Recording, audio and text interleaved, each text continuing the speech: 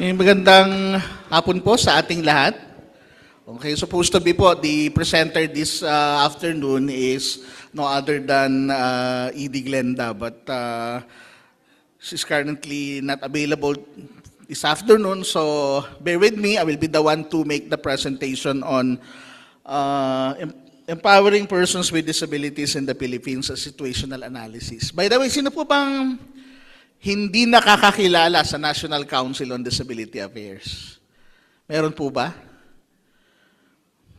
So kilala nyo na ang NCDA. No? Mabuti naman po at maraming salamat po. Alam nyo yung aming primarily mandate is on policy development, coordination, monitoring of programs and services for persons with disabilities. But for this particular presentation, this is about a situational analysis of the current state of persons with disabilities in the Philippines. So I will provide you information on some of our initiatives that aim to empower persons with disabilities and how are we doing in terms of achieving these development objectives. So next slide po. Okay, so alam naman natin na maraming datos dito sa Pilipinas with regard to persons with disabilities, di ba? We have the PSA and just recently yung functional limitations, yung disability prevalence using the Washington short set of questions. We have the PRPWD registry of persons with disabilities as main source. And we have also the CBMS. So luckily, we were able to capture data from the CBMS generated from 2024, no? That there are about 1.88 million Filipinos with disabilities, or about 1.92% of our population. As seen in the bar chart, disability is not only a concern of older Filipinos. In fact, 54% of persons with disabilities are below 50. The most prevalent impairments are physical, intellectual, and visual. So hindi po naglalayo ito doon sa data ng Registry of Persons with Disabilities. And just to update you, as far as the PRPWD system is concerned, we are almost about 2.8 million na as of this month. Almost. So next slide. To guide our conversation today, I will provide a brief situational analysis on our efforts to secure the well-being of persons with disabilities, the challenges we face, and our strategies moving forward. And then next po. Yan. So this framework provides a quick view of our development objectives for Filipinos with disabilities. Siguro naman, napakinggan naman natin lahat yung presentation kanina, and this is basically a reflection of what has been discussed early in the morning. So to uphold their rights and empower them in pursuing their aspirations, we should ensure their education, health, cultural participation, safety in disasters, economic productivity, participation in governance, and access to justice. As you can see, social protection is seen not only as a means to help individuals overcome shocks, but also a mechanism that enables them achieve critical development outcomes. And if we reflect with the frameworks, basically a summary of what's been committed under the Convention on the Rights of Persons with Disabilities. And then next. So we have made strides in strengthening our policy framework on disability and development. I know you are very much aware that we ratified the UNCRPD, passed the Magna Carta for persons with disabilities, and even legislated programs on social protection, health, and education. So the series of laws that you can actually see is an amendment of the Magna Carta for persons with disabilities. So I know you're very familiar with these laws. And then next. Okay, these are the national programs that persons with disabilities can access by life stages. For basic income security, we have the Pantawid Pamilya for poor children, social insurance, tupad and sheltered employment for working age population, and social pension and retirement benefits for those who have social security coverage. I believe this has been extensively discussed this morning, yung working age population and old age population natin, those who have access to social security coverage. To address disability-related costs, the DSWD is now implementing Aruga, which is basically, you will be hearing a lot of it after me, to help guardians raise children with disability, and we are piloting Dare Care Van. So I'm sure naririnig nyo na yung Dare Care Van, which I will discuss further later. Currently, we seem to lack similar support to working age and senior citizen. So highly emphasized po yan kanina. To purchase needed goods and services, persons with disabilities have a discount on a list of goods and services. Those who have SSS coverage receive disability allowance, while others may tap DSWD's AICS. Access to healthcare, rehabilitation, and assistive devices are addressed by mandating PhilHealth coverage and providing the Z benefit package, YAKAP, and no balance billing. Those who had disability because of work may receive financial assistance through the ECC. At the bottom of the matrix, we have several programs that address several specific development concerns of persons with disabilities, such as those on inclusive education and employment. So yan, naka-indicate naman dyan kung ano yung different programs being implemented by concerned agencies, including and most especially the Department of Social Welfare and Development. Next po.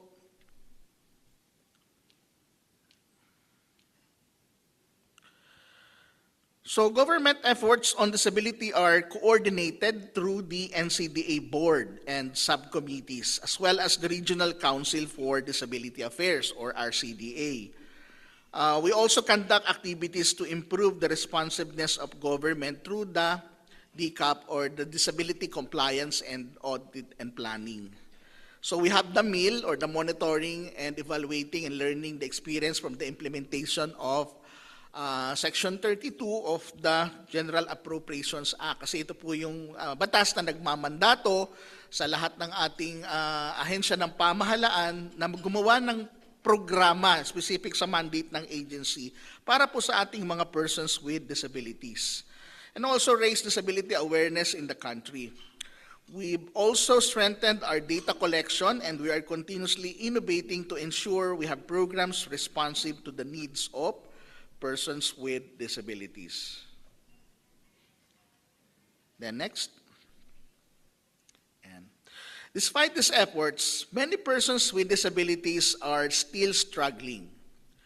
The COVID pandemic increased the number of poor persons with disabilities, 15 years old and above, from 14.7% to 17.2%. Fortunately, this has dropped to 14.1% in 2023, while this is lower than the poverty rate among the general population, which is 15.5%. Poverty incidence for the sector can be higher since this does not include children below 15. Poverty rates among children is one of the highest among the basic sectors at 23.4%. It is also quite noticeable that poverty rates are quite high in several regions, specifically Region 5, 7, 9, 10, NIR BARM, which indicates the contextual nature of disability. Next, the poverty situation is perhaps due to the limited economic productivity of persons with disabilities. Almost 80% of persons with disabilities are not in the labor force. The most cited reason for their non-participation is basically their disability, their limitations. Next. Now, In terms of education, Filipinos with disabilities are lagging behind compared to their cohorts. More than 10% of Filipinos with disabilities, 5 years old and above, cannot read and write a simple message in any dialect, significantly higher compared to 1.62% of the general population. The CBMS also showed that around 41% of persons with disabilities 5 to 18 years old are not attending school. This is much higher than among those without disability in the same age group, which was at 6.67%. As we can see in the chart, about 10% of Filipinos with disabilities, 25 years old and above, did not finish any grade level, while about 35% only had elementary education. So, yan po yung scenario sa education. Next. While we do have development programs for persons with disabilities, many may fail to access them since they do not have a disability ID. The 2024 CBMS shows that around 41% or more than 740,000 Filipinos with disability do not have a disability ID.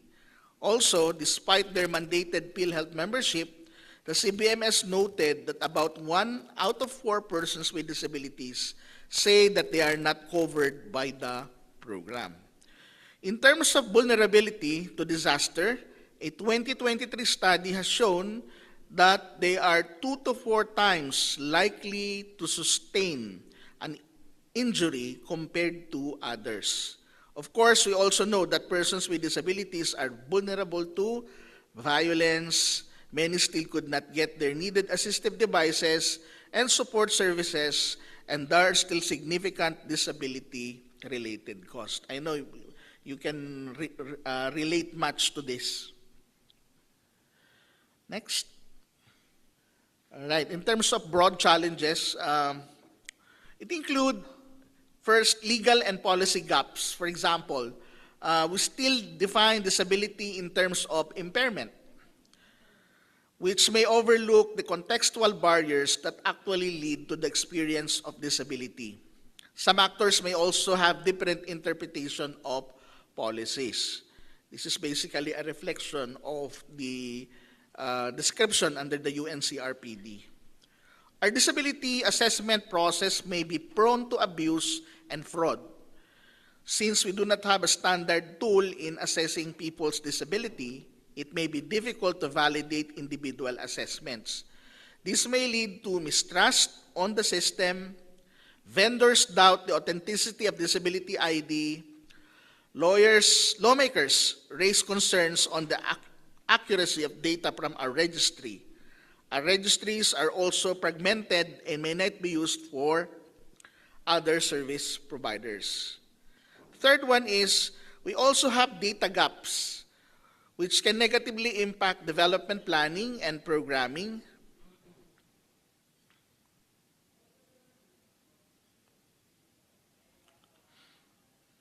Wait lang po.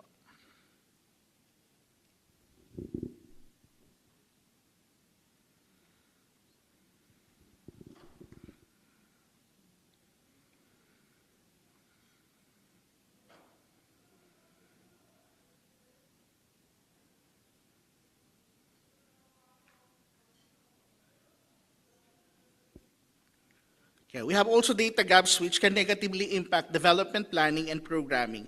For example, we do not have sufficient data on the accessibility of our infrastructure or the disability sensitivity among Filipinos. Having such data can help us in pushing for needed policies and programs.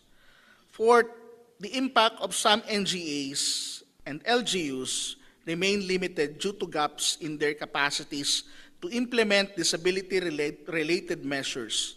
This may stem from limited disability sensitivity or lack of resources to fully implement disability policies and programs. For example, the DPWH may find it difficult to audit all public infrastructure for accessibility to limited human resources. 5, Further, there seems to be program fragmentation, overlaps, and even duplication, especially among national and local government offices. This can lead to inefficiencies and limited program coverage. Next. Some note that here are the challenges, no? Some note that discounts are only accessible to those who have money to spend. I think that was discussed in the morning, you know? Yung ating mga subsidies are only for those who have. Two, people may find it difficult to avail PhilHealth ZMORP benefits because there are limited service providers.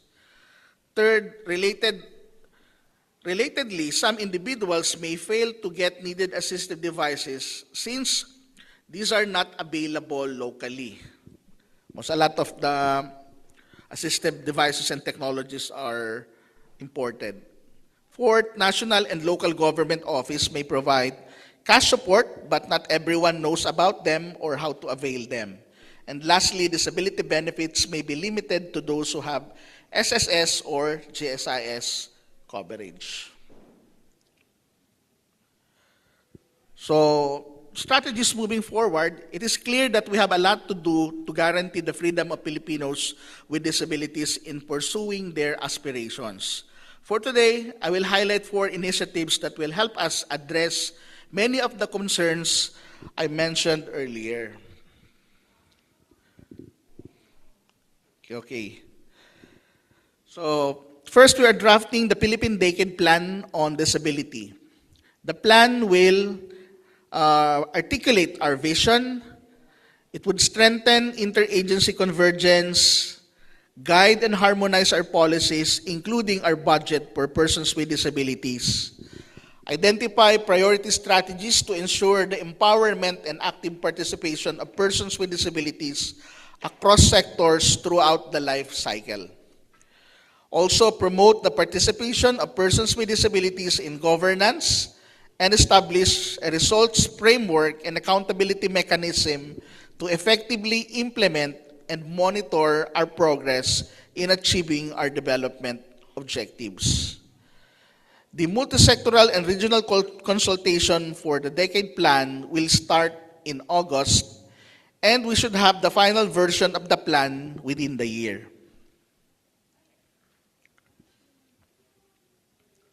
Second, we will draft the Omnibus Magna Carta of Persons with Disabilities. This document should consolidate and harmonize existing disability-related laws, policies, rules, and regulations to ensure coherence and consistency. Ensure the alignment of our legal framework with the UNCRPD. Then update and strengthen our policies to be more responsive to emerging concerns.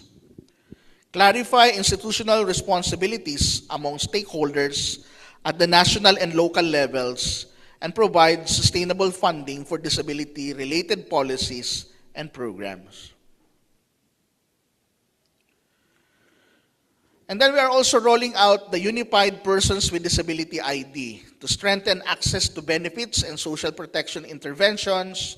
This should standardize the design and issuance of disability ID nationwide, prevent the proliferation of fake disability IDs, enhance the Philippine Registry of Persons with Disabilities, and improve the verification of individuals and access to benefits and services. As of now po, continuous po yung ating rollout, and we're really hoping that all local government units will be capacitated on the use of the new unified ID system for persons with disabilities.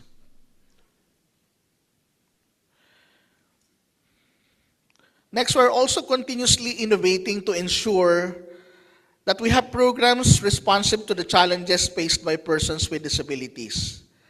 For example, we have piloted the Care Van, which enhances access to rehabilitation services and therapeutic interventions. The program provides free multidisciplinary assessments and care plans, access to therapeutic interventions, and training to parents and guardians so they may provide home-based therapy to their children with disabilities. This measure hinges on the collaboration of national and local government units. So, yeah, in a nutshell, that's the our presentation for this afternoon. These are but a few of the strategies we've identified that should help in further empowering persons with disabilities. The decade plan should clearly map out all these initiatives so we have a clear way forward. We trust on your continued engagement towards achieving our common goals for persons with disabilities. Once again, thank you so much.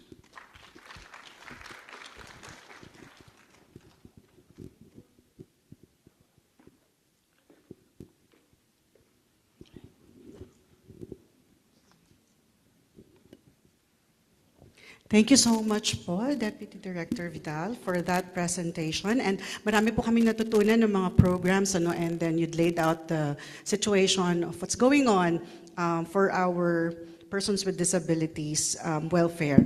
Now we move on to the second presentation.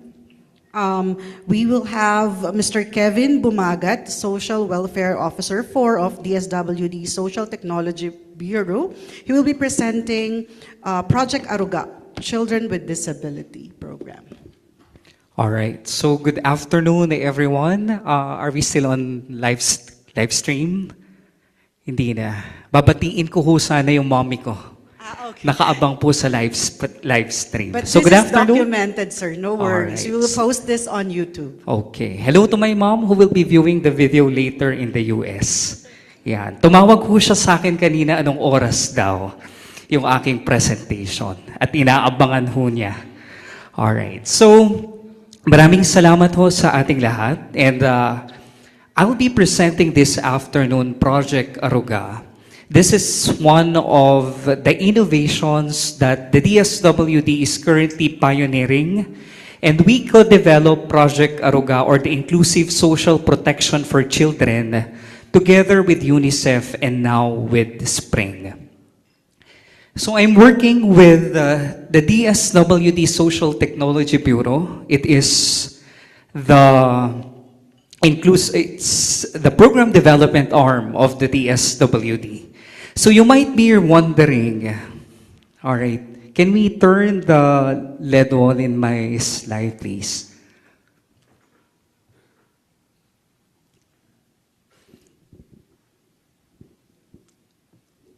Okay. Ako po ay taga SOCTEC, and the function of our office is to develop programs for the target beneficiaries of the DSWD as the lead in social protection. And our mandate as the program development arm of the DSWD was enshrined in the provisions of DSWD Active Order Number 14 Series of 2018, or the Omnibus Guidelines on Social Technology Development. So you might be wondering, paano ho ba nagde-develop ang DSWD ng isang programa o isang proyekto? So this is the framework that we follow. We have two process triggers. What pushes us to develop programs and services? So you can see in the upper part of the diagram, we have policy instruments. So these are actually the laws that are forged in the international, in local, or even at the regional level. While at the bottom of the diagram, we have the different needs or emerging needs, risks, and vulnerabilities of the different sectors that we serve. And the program development cycle in the SWD starts with the analysis. We conduct situational analysis, we determine the gaps, the existing practices, and what are the existing mechanisms to respond to the different needs. After the situational analysis, we design the project or the program. In the designing, we derive the logical framework, we develop the different materials, and once these are all complete, that's the time that we bring the project in 3 areas nationwide. to test it. And we aim to have it implemented in 3 areas, ideally in Luzon, in Visayas, and in Mindanao, for us to see if there is a comparison, no, when it comes on the implementation, so that we'll come up with a comparative analysis after the testing. And after the testing, that's the time that we evaluate the project or the program. In the evaluation, we have a framework. We have the REASE framework that we follow. We determine if it is responsive, effective, efficient, and sustainable. No?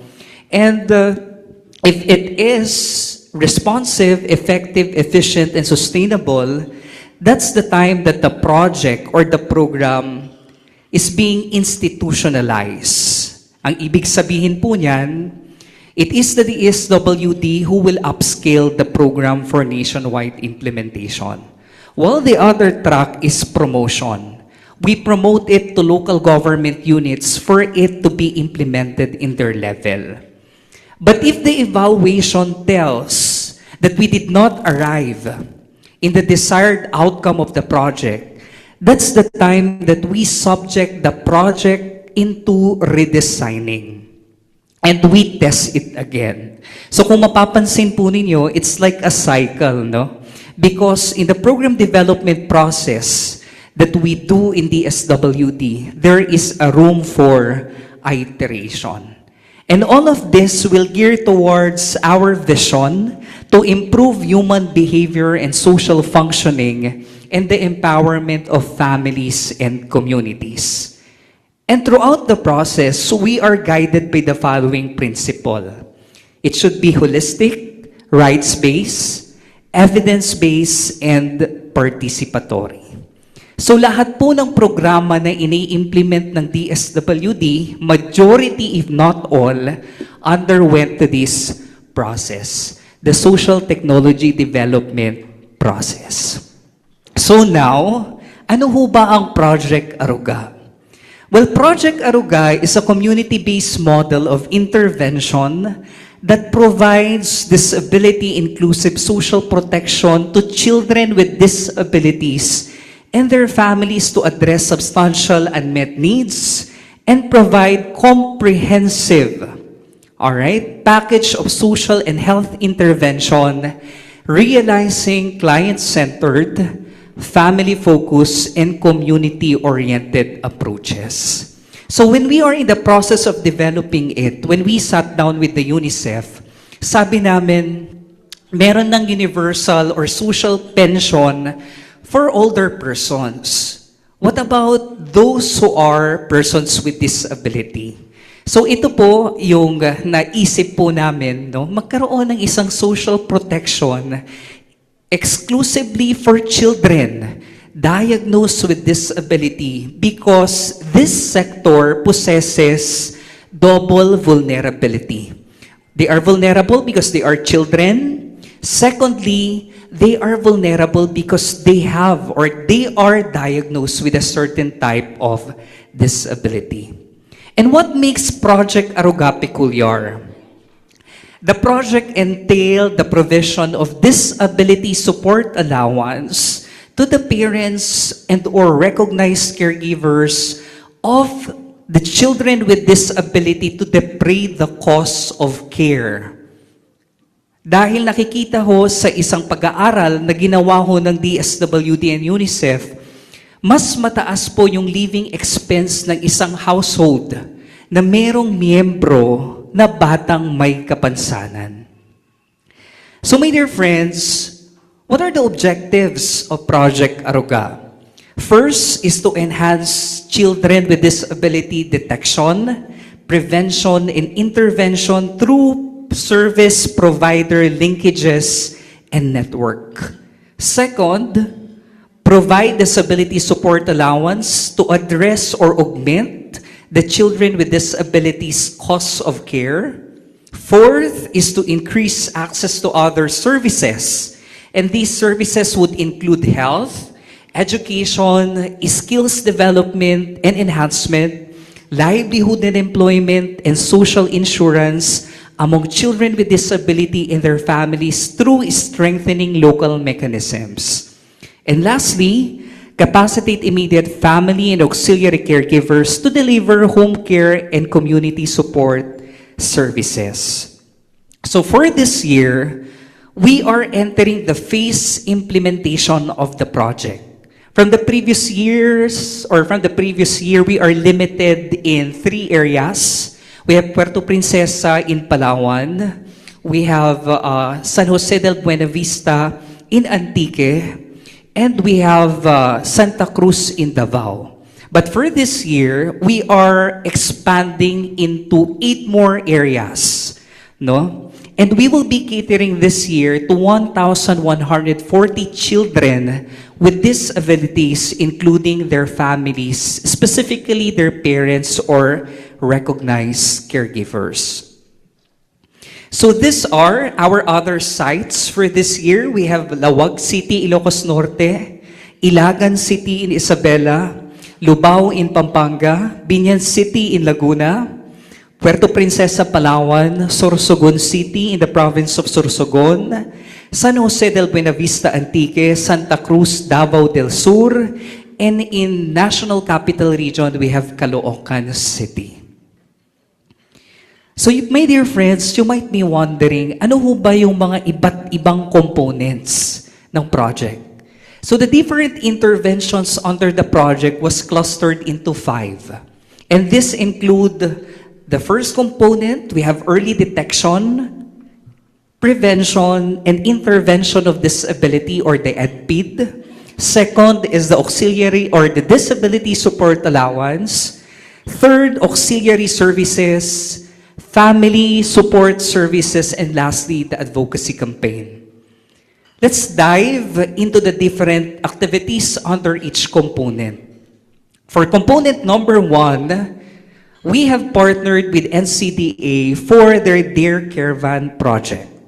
Another mechanism under this particular component is the referral for assessment and evaluation to partner centers of the DSWD.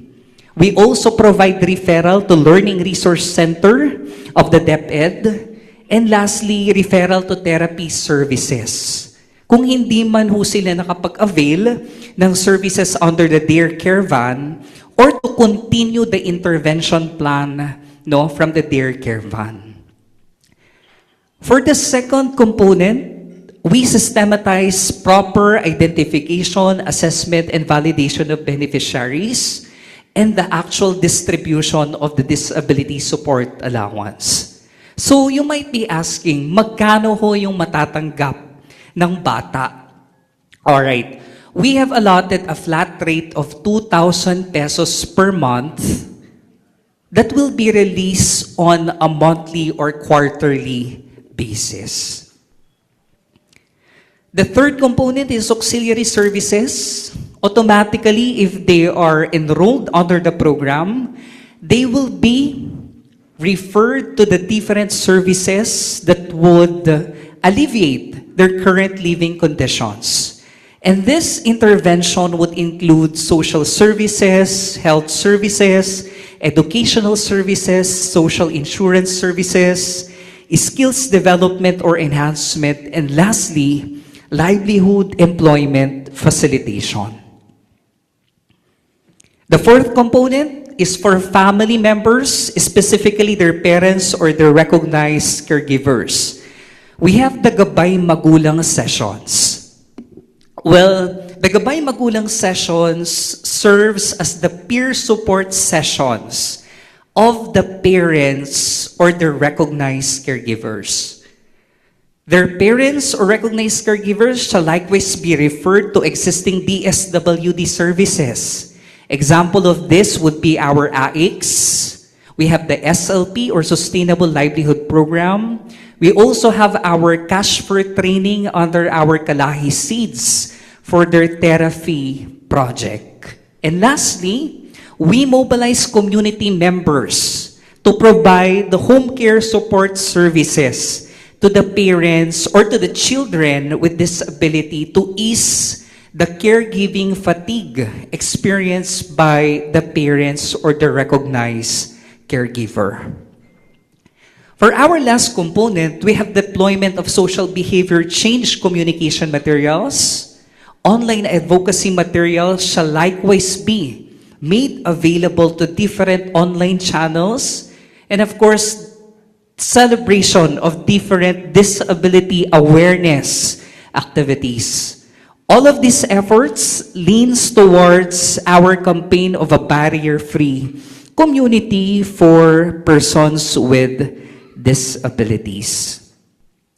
Highlights of the design of Project Aruga, well, it facilitates EdPID among children diagnosed with learning, intellectual, and mental disability through partnerships with National Council for Disability Affairs or its Dare Caravan Project and other public or private assessment and therapy centers. Well, I have mentioned a while ago the study that we have conducted. Nakita ho kasi doon sa study, the cost of raising children with disability, mas mataas po yung nai-incur na disability expenses for children, no? Diagnosed with learning, intellectual, and mental disability. But that doesn't mean that the project is exclusive for children diagnosed with this certain type of disability. We cater to all types of disability. Well, the design of the project also promotes stronger support to parents or recognized caregivers through formation and strengthening peer support networks through the Gabay Magulang sessions and referral to existing psychosocial services. Lastly, it amplifies the campaign for a barrier-free environment for persons with disabilities through social behavior change communication approach. I'm also pleased to share with you the different innovations that we have under the project. This year, in partnership with Spring, we will be deriving the Project Aruga indicators. I heard a while ago or this morning, well, sinabi ho, no, quote-unquote, kung sinong malapit sa kusina, sila po yung nauulingan. But in Project Aruga, we will be deriving the indicators that aims that the targeting will be objective. Pag nandyan po yung ating indicators, no, at scientific base po yan, even if, no, may intervention po ang mga implementers in the ground, the targeting of potential beneficiaries will be scientific or objective. There will be less rooms for bias. All right.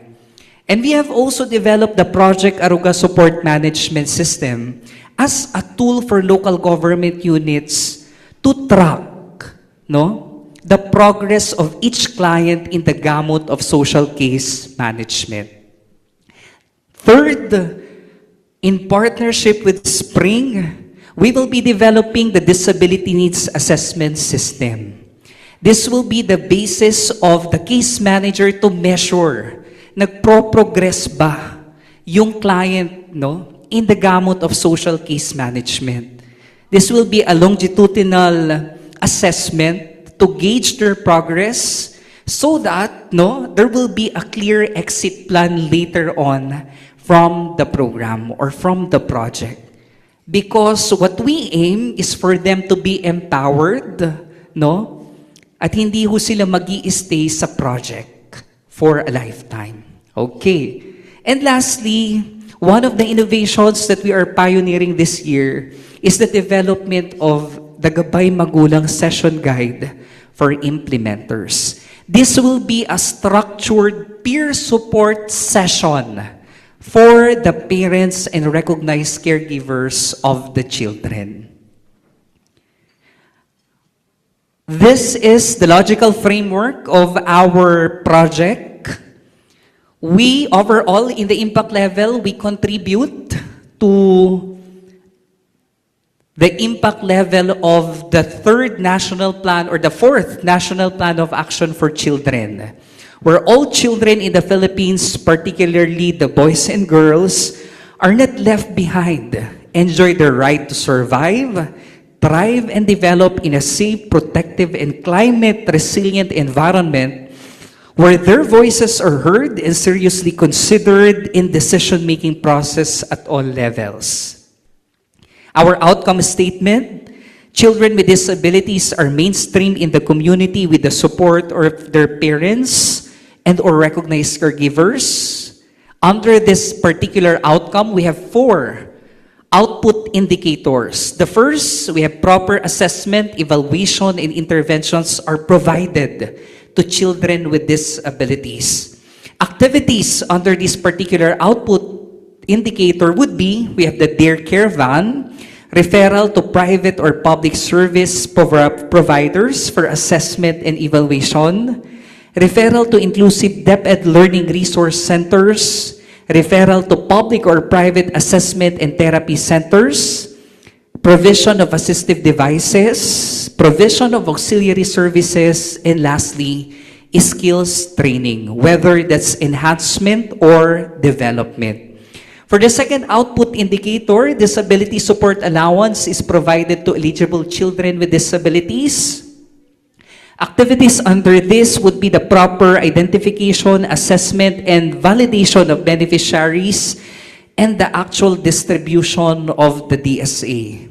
Third output indicator, caregiving skills of parents or recognized caregivers on proper care and support for children with disabilities shall improve. Activities under this particular output, the Gabay Magulang sessions, home care support services sessions, referral to therapy program of our Kalahi Seeds, referral to sustainable livelihood program, and the provision of services under our AICs. The last output indicator, we have communities are aware on the rights of persons with disabilities. We have the deployment of SPCC materials, online advocacy activities, and lastly, we have the conduct of the National Disability Rights Week. These are our project partners. We have the NCDA, the Department of Education, we have the Department of Health, TESDA, PhilHealth, we have the DFAT, Australian Aid, and last but not the least, we have UNICEF. And lastly, to conclude, you might be asking, nag-work ba yung project? Okay. So I'll be showing a short video that would attest the initial responsiveness, effectiveness, efficiency, and sustainability of Project Aruga.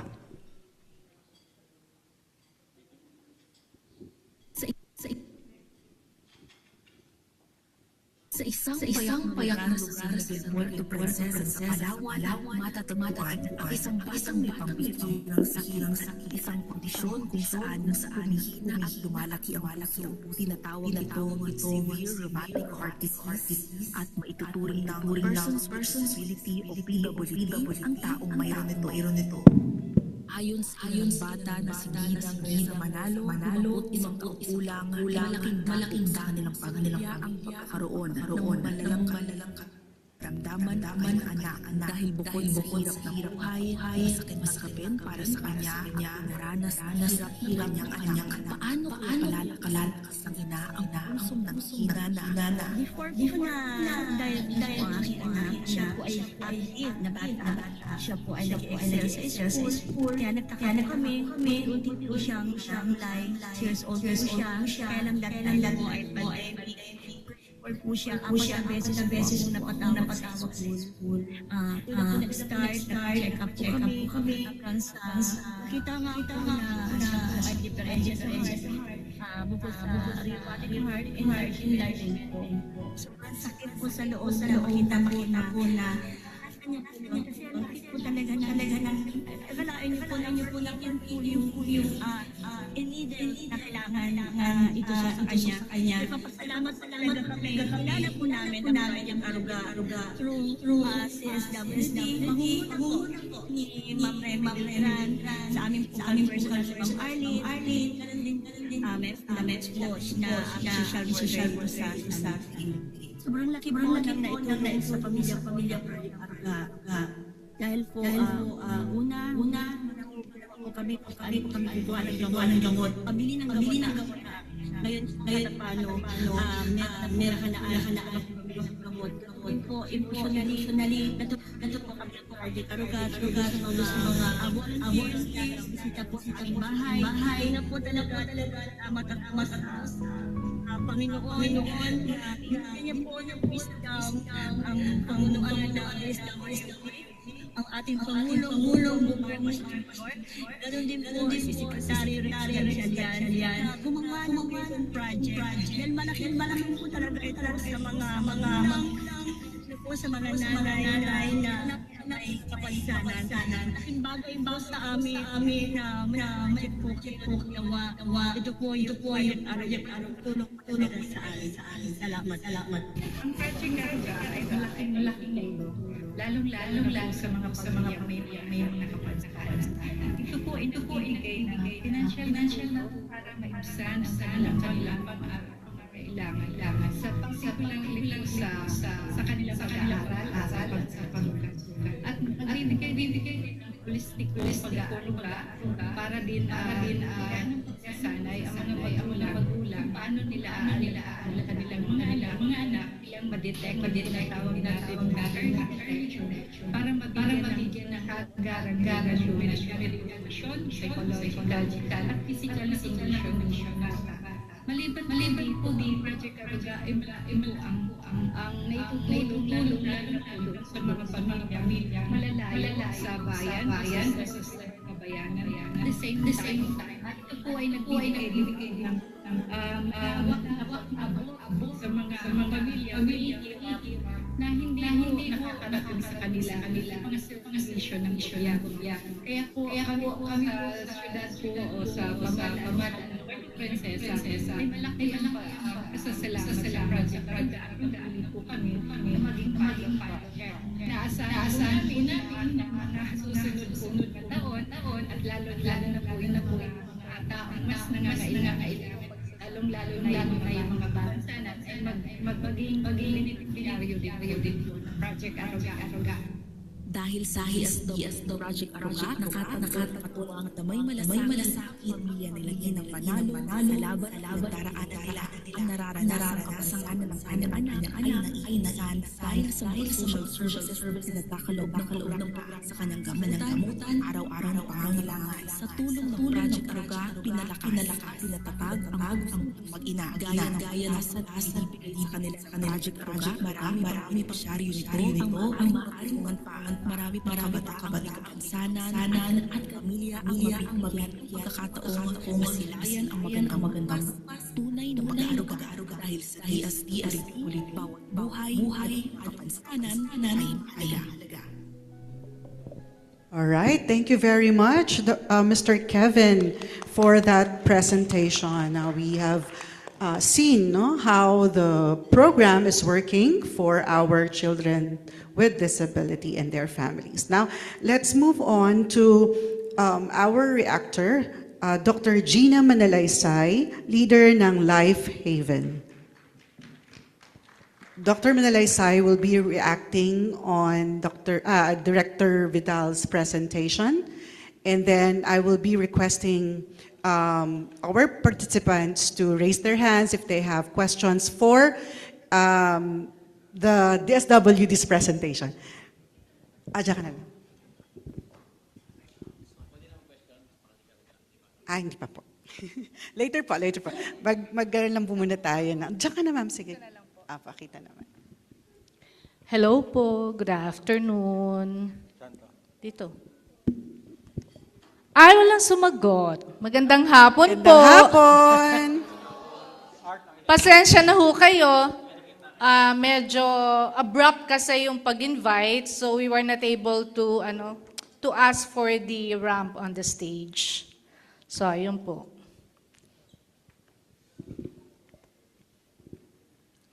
Naku, 20 minutes po yata itong Wag naman, reaction ma'am. ko. Joke. Nabasa nyo na itong ma'am kanina eh. So, Ako po si Dr. Gina Laksamana Manalaysay, isa pong practicing dentist until now at avid advocate po ng sektor ng may kapansanan. With due respect po sa ating mga foreign delegates, pasensya na po kasi inilagay ko po sa Tagalog ang aking presentation, but we can give you an English copy of this to be given to Miss Madam. Ma'am Melinda, yes, sorry po. Reflection on the NCDA Situational Analysis for the Philippine Decade Plan on Disability. Unahin po muna natin ang magandang balita. Disability inclusion is now embedded in the Philippine Development Plan as a cross-cutting priority, ensuring that persons with disability rights are mainstreamed in education, employment, health, transport, and social protection. Ang Philippine Decade Plan on Disability po ay kumakatawan sa isang makasaysayang hakbang upang gawing pambansang prioridad ang inklusyon ng mga taong may kapansanan. Nakaugat sa mga prinsipyo ng karapatan, dignidad, at pakikilahok. Layunin ng plano na pag-isahin ang aksyon ng pamahalaan at matiyak na ang mga taong may kapansanan ay kinikilala bilang pantay na mamamayan na may ganap na akses sa mga oportunidad.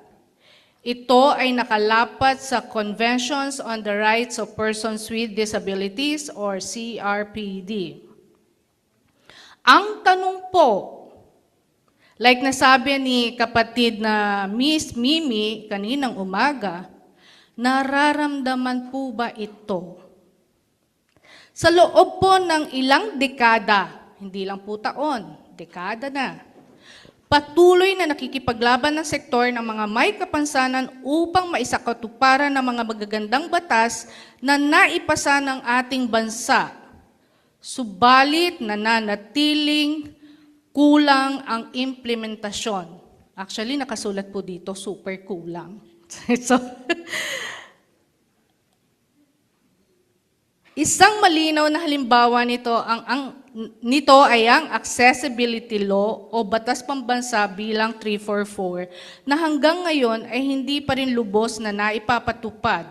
Ang malaking kakulangan ng mga estruktura, lalo na sa transport system, kaya marami po ang hindi makapagtrabaho o makapag-aral man lang. Sa mga taong may pisikal na kapansanan na. Tinatrabaho po ito sa ngayon ng NAPSI Persons with Disability Council. Pasensya na po. Ay, ayaw. Ay. Pasensya na po. Yan. Masyado pong sensitibo yung aking kamay. Ayan, nawala na naman po ako.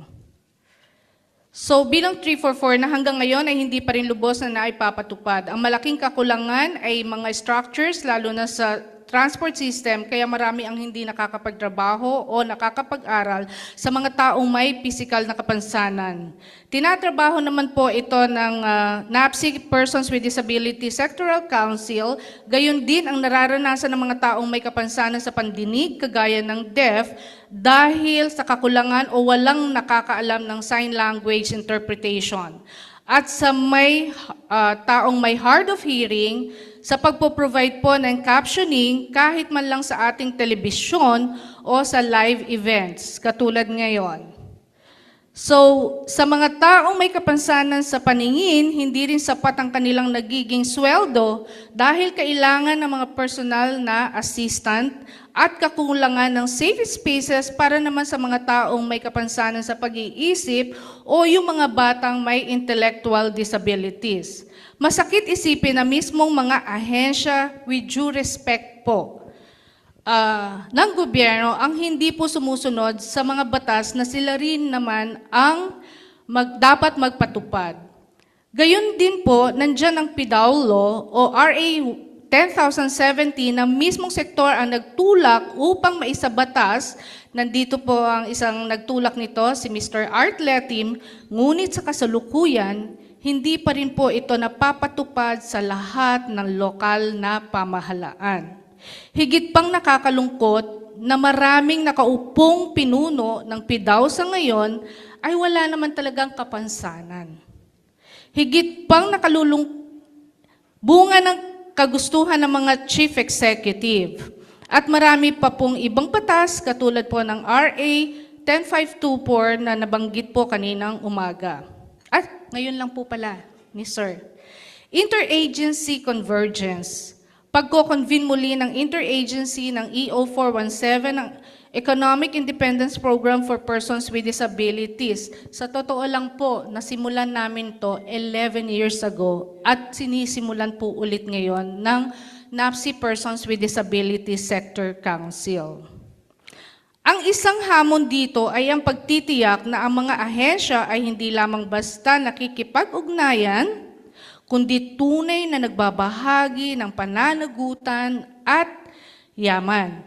Kung wala po nito, nanganganib na maging simboliko lamang ito. Simboliko ng convergence, imbis na maging tunay na pagbabago. Sa laws, policies, and budgets, sinagot ko po, sir, yung kanina, strategies. Mahalaga ang papel na plano sa paggabay sa pagkakahanay ng mga batas at budget. Sa kasalukuyan, madalas na nakakaranas ng pagkakawatak-watak at hindi pantay na pagpapatupad sa lokal na antas ng mga polisiya para sa mga taong may kapansanan. Ang pagsasama ng disability inclusion sa mga proseso ng budget ay nagsisiguro ng pagsusustento sapagkat ang mga karapatan ay hindi maisasakatuparan kung wala pong sapat na pondo. Addressing po the barriers across the life cycle. Tama ang pagkakakilala ng situational analysis na ang hadlang ay multisectoral at panghabang buhay. Halimbawa po, ang mga bata na may kapansanan ay humaharap sa mga balakid ng isang inklusibong edukasyon. Ang mga nasa hustong gulang ay nakakaranas naman po ng diskriminasyon sa trabaho. Ang mga nakakatandang may kapansanan ay, katulad po nabanggit kaninang umaga, nahihirapan sa kalusugan at panlipunang proteksyon.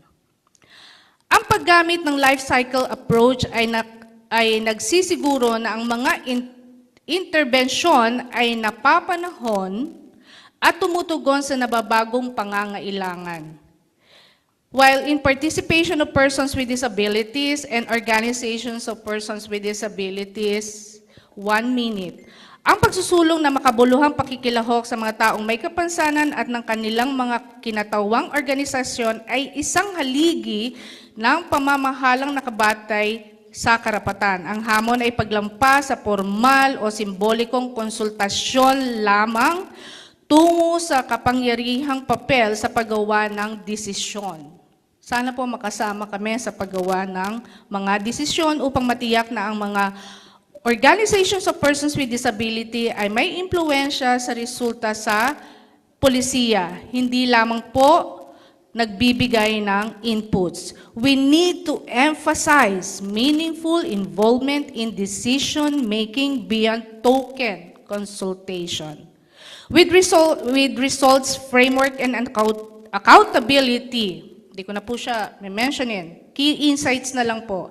Ang DK plan ay ambisyoso, ngunit kinakailangan. Inililipat nito ang inklusyon ng mga taong may kapansanan mula sa charity-based na pamamaraan tungo sa karapatang makabatay at sistematikong reforma. Ang tagumpay nito ay nakasalalay sa political will, sapat na pondo at tunay na pakikilahok ng mga taong may kapansanan. Ang isa pong isinusulong ng sektor ay ang Disability Support Allowance. If this will be approved by the Congress and Senate, Alongside with other bills for the sector, kami po ay maniniwala na totoo ang mga provisions na nasabing Philippine Decade Plan on Disability. Bilang mga tagapagtaguyod, nananawagan kami ng mahigpit na pagpapatupad ng mga umiiral na batas at tunay na pagkilala sa karapatan ng mga taong may kapansanan. Ang batas po ay hindi dapat manatiling nakasulat lamang. Ito ay dapat nararamdaman sa araw-araw na buhay ng bawat Pilipinong may kapansanan. Parati nating sinasabi, no one should really be left behind. Ito po sana ay maging makatotohanan. Magandang hapon po muli sa ating lahat. Okay, thank you very much, Doc Jean Manalaysay. Okay, so at this point, we will open the floor for open forum. Make your questions direct to the point lang po. At iwasan na po natin yung pagkikwento para po mas madami po tayong ma-entertain. Okay po? So, invite po muna natin si Director Vidal, please, in front. And then si Mr. Kevin para po sa open forum. Dito na lang po tayo sa harap. Huwag na tayong umakyat. Okay lang? Okay, sige. Dito na lang. Para closer to the... Okay, sige po. Meron pong question si Mr. Marvin. Please be direct to the point lang po, ha? Okay, thank you. Good afternoon po, sir. Interested po ako sa Project Aruga, how to avail. And currently, we have a 2 community-based therapy center, which is barangay-based in Muntinlupa, funded by barangay. So, meron kaming AABA, OT, and physical therapy. Ito ay pinagmamalaki ko kasi ito ay project ng barangay na naitayo namin. Yung isa ay 1 year na, yung isa naman sa Barangay Alabang is 1 month old na. So, naisip ko lang, sir, yung mga nagte-therapy sa amin mga bata, may mga challenges sila, di ba? Transportation, 3 times a week sila nagte-therapy sa amin. Pero libre naman namin ito ibinigay sa barangay. And then, ang challenges sa kanila, syempre, yung transportation nila, dahil pumapasok din sila sa school, and then sa amin. So, kung makaka-avail po sila ng Project Aruga, it will help a lot para ma-ease yung kanilang financial. So, yun lang po yung So sana yung- mapansin po kami dahil Okay, sige po. dito po, yun lang po. Alright, kasi may mga project sites lang po sila. So, any plans to expand? Sige, sir. Yes, sir. Well, actually, in 2025, we just operated into 3 and then expanded into 4 sites. But for this year, we are operating in 9 sites nationwide. Well, as much as we wanted to accommodate po, we are still in the process of pilot testing the project before we upscale it for nationwide implementation. And simultaneously with the pilot testing of the project, I and Dr. Jean and NCDA and the other allies here, or fellow advocates, we are sitting down in the subcommittee for persons with disabilities in Congress. At yung atin pong Disability Support Fund Bill ay na-refer na po sa appropriation. And we are hopeful because the subcommittee on PWD or persons with disabilities made Project Aruga as their model when it comes on institutionalizing the bill later on. What I'm trying to say here, sir, is that sinasabayan din ho ng ating policymaker yung atin pong ginagawang pilot implementation ngayon. At sana, kung hindi pa ho ako ikasal, no? At hindi ho ako ikasal sa mayaman, pumasa ho itong bill po na ito nang sa gayon ay madala ho natin sa Pilipinas during my stay with the SWD. And I feel that our legislator have a sincere intentions. Doc Jean may say this kasi ang tagal na ho ng bill po na ito. 2012 pa. Yes. But now, medyo mabilis po yung facing po namin sa subcommittee and we really hope to bring this to all local government units in the Philippines. The first tranche will be focusing for children with disability. That's the first phase of implementation, while the second phase of implementation would now will accommodate persons with disability belonging to the poor, vulnerable, and disadvantaged sectors. So magiging parang social pension ho talaga siya for persons with disability. All right. Thank you so much, Mr. Kevin, for that presentation kanina and then your explanation natin na medyo matagal po tayong maghihintay, pero kailangang hintayin. Okay. But we hope that with more advocates, everything can move forward. Kanina, meron lang po tayo kay Mr. Dandino po. Based doon sa presentation naman ni ating reactor, Doc Jean, baka may gusto po kayong sabihin, i-clarify, please. Opo, napakaganda po nung reaction and we really acknowledge. Talaga naman marami yung pagkukulang. But we are in the process of addressing these issues. Lalo na doon sa accessibility, no? Napakatagal na po talaga niyan. I think that's 1981 pa. May batas na tayo. Pero yung implementation, talagang ramdam na hindi naman talaga accessible, lalo na sa transportation. NCDA naman is in the process of developing information systems that will be able to capture the data na once and for all, mailagay doon sa isang database sino ba yung mga accessible na building at sino yung hindi. At mabigyan ng guidance ang ating persons with disabilities kung saan sila dapat pumunta kasi merong accessible na building. At the same time, it will provide accountability for those government agencies. Kasi laging sinasabi that the government is the primary violator of the law itself. So, magandang wake-up call and kami naman sa NCDA, we really acknowledge that sapagkat totoo naman. And yung nabanggit nga po doon sa social pension and nabanggit na rin ni Sir Kevin that NCDA is 100% supporting all efforts with regard to disability support, allowance, be it pension. Ang mahalaga magkaroon po nito lalo na sa panahon natin. And yung sinasabi ni Doc Jean, maniniwala sila kapag nangyari na yon. We're very positive na mangyayari ito sa malapit na hinaharap. Alright. So tayo ay malayo na, malayo pa, pero malapit-lapit na. Ayan. Okay. So umpisan po natin ang question mula kay Ma'am ano lang po ng name? Miss Tessa. And please direct your question to our speakers. Magandang hapon po. It's so nice to see our friends also from Life Haven, sila Dr. Jean and sila Ma'am Oli. So my name is Tessa Reyes. I am representing the Filipino Rural Reconstruction Movement and I came on behalf of Attorney Erin Tanyada. So we'd like to, we're working on social protection and inclusion actually, and we've had engagements with the DSWD previously on the social protection programs. Now, my notes are, you can take it as a question if you have an answer to it, or you can also take it as a suggestion and additional notes for everyone. So one, on the proposed Magna Carta, there's a emerging concern of paano ba bababa talaga o mararamdaman yung mga serbisyo, no? So maybe we can put a referral system for both private and public. Ako, danas ko to because I am a PWD myself and I also have a son who is a PWD.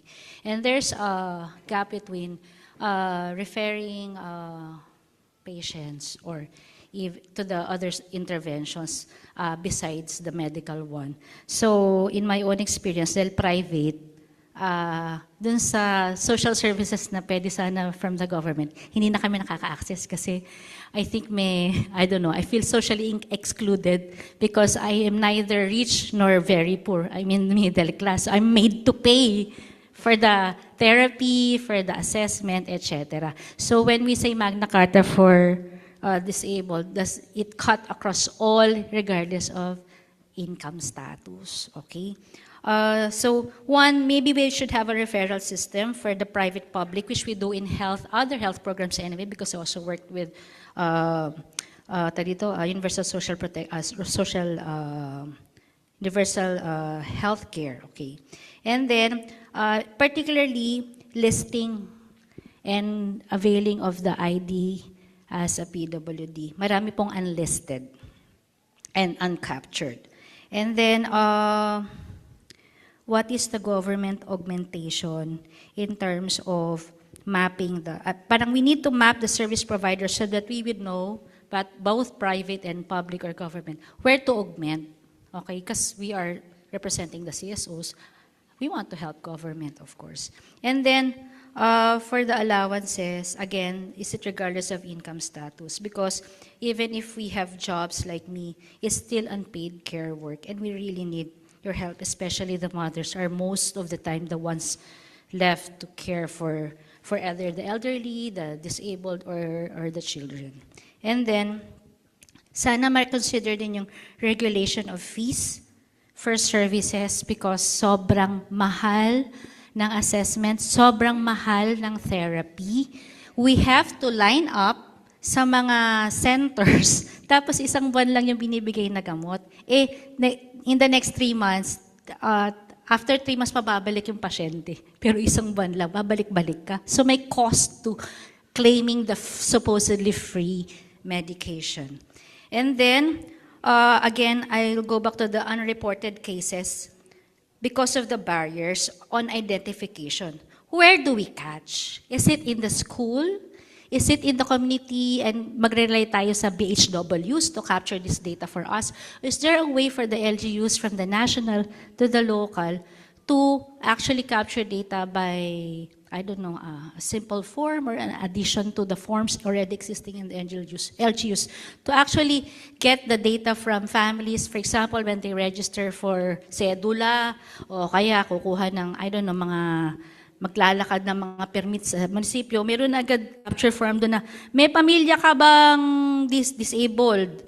Ano yung disability? Ilang taon? O pangalan? Captured na agad yun. So napakasimple lang na baka pwedeng gawin natin. Okay, so these are suggestions. And then, are we ready for the human resource needed to provide the services that you were mentioning and to monitor? Diba? To monitor, especially the client's progress. Kasi kahit sa universal healthcare, sobrang limited ng health providers or health service providers and even hospitals. So are we ready to do this? Okay? Information channels. Is it going to be digital, given the digital divide? Or are we going to launch local level campaigns, house to house? I don't know. It has to be effective because the problem with our target clients is that we have to change their social behavior. We have to increase their health-seeking behaviors kasi may barriers to it. Natatakot sila or I don't know kung ano mga barriers nila, ba't ayaw nilang i-access. Or kulang sa impormasyon. O kaya yung sinabi ni Ma'am ni Ma'am kaninang umaga, selective kasi yung mga politiko. So, hindi na mag-a-access, diba? They deserve it. Okay? And then, SPED is very expensive. Special education is very expensive. Si Sir mentioned government alternatives. So, there will be a caravan, there will be referrals to the institutions. Will this be translated up to the barangay level? And then, lastly, because we are CSOs, we are members of the civil society organizations, how do we widen our participation? How can we work together to help you in advocating for the proper budget and for the proper infrastructure and for the proper human capital needed for this Magna Carta to really, push through and cater to the targeted beneficiaries. Thank you very much. Thank you, Ma'am Tessa. Nilahat na ni Ma'am Tessa, no? Gusto niyo bang mag-react? Oo, so, Thank you po. Sir lahat-lahat na Dandy. yun eh. Oo, Okay, nandun thank eh. you ma'am for that. We take that as a recommendation at I think I can summarize yung primary issues no na this is more of disability economics. The disability is an economic issue because this is basically interrelated, interconnected, and intertwined with all the services that the sector is actually needing. And yung responding to dun sa comment kanina ni Doc Jean, bakit di nararamdaman? It's because supposed to be it's the PIDAW is actually delivering at the community level. Pero yung kalagayan kasi ng PIDAW natin sa ngayon, hindi siya ganun ka-responsive considering so many factors. But we are addressing that and there's actually a need for the law to be revised. Now, itong sinimulan natin, yung binabangkit ko kanina, the directive of the Secretary is to come up with a unified ID system, which is basically digital. This addresses the fraud. And we'll be able to capture and highlight sino ba talaga yung person with disability. And this is where the merchants will be coming in, that they have to recognize these IDs because these IDs provides incentives as part of the subsidy. Ngayon, meron din tayong pagbabago sa ating batas, yung New Government Procurement Act, which provides for the organizations of persons with disabilities to participate in government procurement. Kasi nga ang bottom line nito, saan ba kukunin yung services? And sino yung provider? Hindi ba ang pinaka-best na provider is yung sector mismo? Kasi yung sector mismo nakakaalam kung ano yung pangangailangan niya. And there should be a platform for the sector to develop and develop their services so that they can offer it to the government and the government can procure it from the sector para mas maramdaman niya because the sector is participating in all areas of development, in the development of the products, the goods and services, even in the delivery of these products and services, that the government now becomes the buyer, a facilitator. And this should be enshrined in the decade plan. So yung decade plan is very important because this is the roadmap for the next 10 years on how are we going to make it happen. So lahat po ng mga naiisip ninyo, mga recommendations ninyo, ano ba yung dapat maipasok natin yun dun sa decade plan and we need to identify sino bang government agency ang dapat nandun ang mag-steer, ang mag-deliver. So nasa mga kamay natin yung solution and itong platform na to na ginagawa through the Spring Project is a good opportunity for us to elevate this concern. So I know it's very broad, marami ko rin gustong sabihin, hindi ko na ma-organize yung thoughts ko actually, pero sobrang dami niya. Pero, the pressure si Sir Dandy. Ayun po. Okay. Maraming salamat po for that. Thank you, Sir Dandy. Ayan. We were given 15 minutes, so I can accommodate 2 more questions. Okay lang po. Please shorten your questions para lang po direct to the point. Thank you, Ma'am Ella. Good afternoon. I'm Ella Onagan po, President po ng NCRPWD Fed. Tanong ko lang, sir, saan po ba dinidirekta yung lahat ng programa ng DSWD? Kasi po, sir, sinasabi nyo nga sa sektor, dapat mag-involve kami. Sir, sobra-sobra na nga involvement namin eh. Kaso, saan po siya bumababa? Kasi minsan, ano ba ang mandato ng PIDAW? Di ba po, para po sa mga may kapansanan? Pero ang nangyayari, yung programa, hindi namin nalalaman. Except me po, pasensya na po kayo, ako ay taga Valenzuela.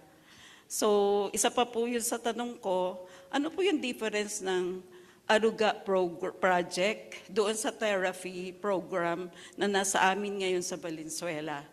Iyan po ba ay pili lang sa mga dapat bigyan or ano po ba? Alright, thank you, Ma'am Ella. Alright, maganda ho yung tanong, no? Kanino ho ba nakalodge? I can only speak with Project Aruga. Kanino ho natin siya ilalodge? Alright. Ang DSWD po, when I entered or when I joined DSWD sometime in, hindi ko na ho sasabihin yung tanong, tingnan nyo na lang ho yung ulo ko, dahil sa DSWD na ho ako tumanda, no? I was oriented by my directors before that the DSWD is limited in the provision of technical assistance and resource augmentation, being a national government agency. And our counterpart, with respect to the provision of the local government code, will be doing the direct service work. So what we do is we develop the program and we partner with the LGU, no, particularly with Project Aruga. We work hand in hand with the LSWDO and the PIDAW. Dahil ito po ay specialized for the sector of persons with disability. Ngayon, ma'am, ang programa po ay nakalodge directly sa LSWDO. because once the children with disabilities are enrolled under the program, sila po ay ika-case manage ng social workers. And for the sake of prioritization, we have developed a profiling and assessment tool. So ang kinikater pa lang po natin sa ngayon are those who are assessed to have a severe condition. Kalimitan po, ito po yung mga bata na highly dependent sa isang caregiver. So, to answer your question, no, hindi pa ho siya open sa lahat, but we do prioritization dahil our funding is very meager at this point in time. Doon ho sa pangalawang tanong, selected lang po ba? Opo. Yung programa ho namin sa ngayon, inuulit ko, is still the process of pilot testing. At kami po ay very much active in advocating that it will be institutionalized sooner so that it will be implemented nationwide. Ano ho ang kaiba ng therapy program sa Aruga? Ang therapy po ay cash for training. Alright. Yung atin pong mga parents or recognized caregiver of the child will be attending into series of training, no, kung paano ho bigyan ng paano ho alagaan yung batang may kapansanan, and they will be incentivized under the therapy program. So ito po ay isang cash for training project ang therapy. Ngayon ma'am, finactor in po natin ito sa Project Aruga because our secretary, your former mayor, wanted to have a convergence of different programs for children with disability. Why is that? Number one, nabanggit ko na ho kanina, sila po ay mga bata. Pangalawa, no? Sila po ay may kapansanan. So they possess double vulnerability. Yan. So finactor in po natin siya sa Project Aruga, and as they progress in the social case management, sila po ay natutulay sa iba't ibang programa na meron ang national government and even the civil society organization. So I hope I've answered your question. Thank you, Sir Kevin, for that clarification. Si Sir kanina na nagka-camera, nagtaas. Sorry, Sir, po muna unahin natin. If kaunti lang po at maiksi ang tanong, ay pwede po tayo magdagdag ng isa pa. Ito na lang po. Sige lang, ma'am.